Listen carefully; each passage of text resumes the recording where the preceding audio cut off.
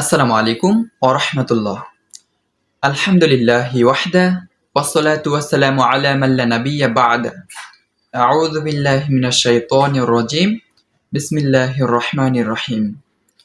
আলহামদুলিল্লাহ, সমস্ত প্রশংসা সেই রবের প্রতি যিনি আমাদেরকে সর্বশ্রেষ্ঠ মুহাম্মদ সাল্লাল্লাহু আলাইহি ওয়াসাল্লাম এর উম্মত হিসেবে পৃথিবীতে প্রেরণ করেছে। সেই নবী, সেই মুহাম্মদ সাল্লাল্লাহু আলাইহি সাল্লামের উপর দরুদ ও সালাম বর্ষিত হোক। আল্লাহুম্মা সাল্লি আলা, আল্লাহুম্মা বারিক আলা। সম্মানিত ফেসবুকের দিনী ভাই ও বোনেরা এবং ইউটিউবের দিনী ভাই এবং বোনেরা, আপনাদের প্রতি শান্তি বর্ষিত হোক। আজকে একটি বিষয় নিয়ে আপনাদের মাঝে হাজির হলাম। রাসূল সাল্লাল্লাহু আলাইহি সাল্লাম বলেছেন, তোমার যদি একটা আয়াতও জানা থাকে, সেই আয়াতটা তুমি অন্যের মাঝে পৌঁছে দাও। ঠিক সেই হাদিসের ধারাবাহিকতায়, সেই হাদিসের ব্যাখ্যা মতে, সেই হাদিস অনুযায়ী আপনাদের মাঝে যতটুকু আমি জ্ঞান আহরণ করতে পারি ততটুকুই আপনাদের মাঝে জানানোর চেষ্টা করি। তো আজকে একটি বিষয় নিয়ে আপনাদের মাঝে কথা বলবো। সেই বিষয়টি হচ্ছে গীবত বা পরনিন্দা। গীবত শব্দটি আরবি শব্দ, এর আবিধানিক অর্থ হচ্ছে নিন্দা করা বা কুৎসা রটানো।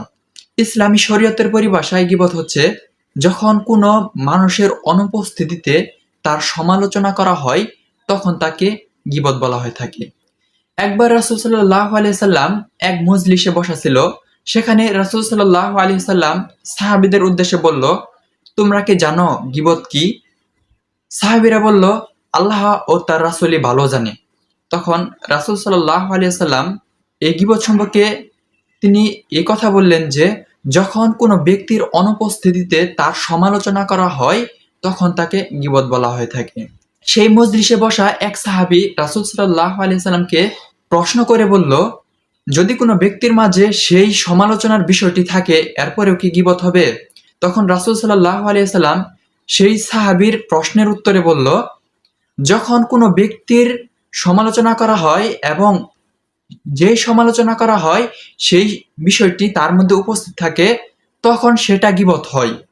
কিন্তু যখন কোনো ব্যক্তির সমালোচনা করা হয় কিন্তু তার মধ্যে সেই সমালোচনা উপস্থিত নেই, তখন শুধু তার নামে সমালোচনা করা হয় না, তার নামে মিথ্যা অপবাদ দেওয়া হয়। এবং রাসূল সাল্লাল্লাহু আলাইহি সাল্লাম বলেছেন, যে ব্যক্তি অন্যকে মিথ্যার অপবাদ দেয়, তাকে ৮০টি ধুররাম মারা অত্যন্ত জরুরি। সুতরাং এই গীবত কতটা ভয়ঙ্কর আমাদের বাস্তব জীবনে সেটা বলার অপেক্ষা রাখে না। বন্ধুরা, আল্লাহ তাআলা পবিত্র কোরআনে সূরা হুমাযার ১ থেকে ৯ নম্বর আয়াতে বলেন, রাসূল সাল্লাল্লাহু আলাইহি সাল্লামের উদ্দেশ্যে একটি আয়াত নাজিল করেন। সেই আয়াতটা হচ্ছে রাসূল সাল্লাল্লাহু আলাইহি সাল্লামকে উদ্দেশ্য করে বলতেছে আল্লাহ তাআলা যে, দুর্ভোগ তাদের জন্য যারা পশ্চাতে এবং সম্মুখে অন্যের সমালোচনা করে, নিশ্চয় তারা হুতামাতে যাবে। আল্লাহ তাআলা রাসূল সাল্লাল্লাহু আলাইহি সাল্লামকে প্রশ্ন করতেছে, তুমি কি জানো হুতামা কি? তখন আল্লাহ তাআলা নিজেই এই প্রশ্নের উত্তরে বলতেছে, হুতামা হচ্ছে জাহান্নাম, যেখানে তাদেরকে গ্রাস করা হবে। বন্ধুরা, এই ভয়ঙ্কর আয়াতটা আমরা যদি আমাদের জীবনে বাস্তবায়িত করতাম, এত পরনিন্দা, এত গীবত, এত কুৎসা রটানো, এই বিষয়গুলো আমরা ত্যাগ করতে পারতাম। তো আমাদের মধ্যে এই আয়াতগুলো উপস্থিত না থাকার কারণে, আমরা না জানার কারণে, ভুলবশত বা না জানার কারণে এই পাপগুলো করে থাকি। আল্লাহ তাআলা আমাদের জন্য বহু আয়াত নাজিল করেছে যেগুলো আমরা উপলব্ধি করি না, যেগুলো আমরা অ্যাকসেপ্ট করি না, যেগুলো আমরা আমাদের জীবনে রিয়েলাইজেশন করে চলার মতো ব্যবস্থা করি না, যার ফলে আমরা প্রতিনিয়ত গীবত করতেছি, প্রতিনিয়ত গীবতে লিপ্ত হয়ে যাচ্ছি। তো এই গীবতের কতটা ভয়ঙ্কর এটা বলার অপেক্ষা রাখে না। আরেকটা হাদিস রয়েছে গীবতের। রাসূল সাল্লাল্লাহু আলাইহি সাল্লাম যখন মিরাজে যাচ্ছিল, যখন জিবরাইল আলাইহিস সালাম হযরত মুহাম্মদ সাল্লাল্লাহু আলাইহি সাল্লামকে নিয়ে মিরাজে গমন করা শুরু করলো, তখন একদল লোকের সামনে হযরত মুহাম্মদ সাল্লাল্লাহু আলাইহি সাল্লাম গিয়ে পৌঁছালো।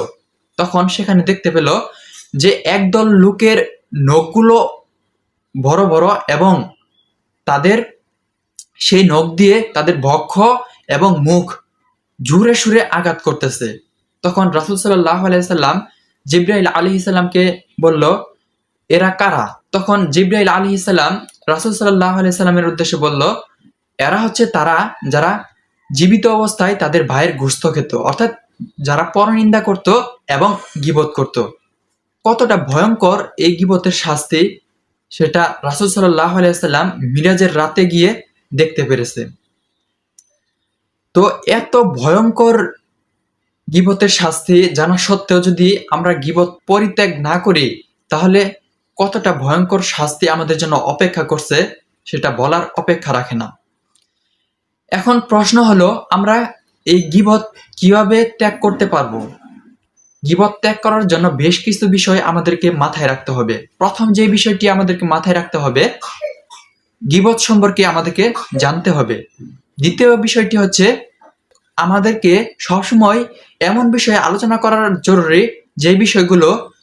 যে বিষয়গুলো নিয়ে আলোচনা করলে গীবতের অংশ মাত্রই আলোচনা হবে না। অর্থাৎ এমন বিষয় নিয়ে আমরা আলোচনা করব যাতে গীবতের কোনো উপকরণই আমাদের মুখ দিয়ে বের না হয়। এছাড়া 3 নাম্বার পদ্ধতি হচ্ছে গীবত থেকে বাঁচার প্রয়োজনে কথা বলা, অর্থাৎ এমন কিছু কথা বলা যেগুলো প্রয়োজন রয়েছে। প্রয়োজন ছাড়া যদি আমরা কথা বলি, তখন আমাদের মুখ দিয়ে এমনিতেই কথা অর্থাৎ গীবত চলে আসবে, অন্যের সমালোচনা চলে আসবে। সুতরাং গীবত থেকে বেঁচে থাকতে হলে আমাদেরকে প্রয়োজনে কথা বলতে হবে, যাতে আমরা যতটুকু প্রয়োজনের কথা বলার ততটুকু আমাদেরকে বলতে হবে।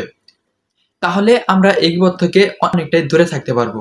তো আমরা মজলিস থেকে দূরে থাকবো, কারণ মজলিসে সবচাইতে গীবত বেশি হয়। আমরা সকলেই এই মজলিস থেকে দূরে থাকার চেষ্টা করব। বন্ধুরা, বর্তমানে এই গীবতটা আমরা হরহামেশাই খেয়ালে বেখেয়ালে সবাই করতেছি। সবার মধ্যেই এই গীবত করার চর্চাটা সবার মধ্যেই রয়ে গেছে। এই পরনিন্দার বিষয়টি আমরা সবসময় মাথায় রেখে চলার চেষ্টা করব। কতটা ভয়ঙ্কর হাদিস, কতটা কোরআনের আয়াত ভয়ঙ্কর এই গীবত সম্পর্কে আপনারা জানতে পারলেন। সুতরাং আমাদের উচিত এই গীবত থেকে দূরে থাকা এবং সবসময় কোরআন ও হাদিস অনুযায়ী আমাদেরকে চলতে হবে। তা না হলে পরকালে আমরা অনেক শাস্তির সম্মুখীন হতে হবে আমাদেরকে। তো আজকে এ পর্যন্তই। সম্মানিত ফেসবুকের দিনী ভাই ও বোনেরা এবং ইউটিউবের দিনী ভাই ও বোনেরা, আপনারা যারা আমার ভিডিওগুলো দেখেন, কিছু হলেও আপনারা শিখতে পারেন। আপনারা দয়া করে আমার পেজটা ফলো করে রাখেন এবং আমার ইউটিউব চ্যানেলটি ফলো করে রাখেন।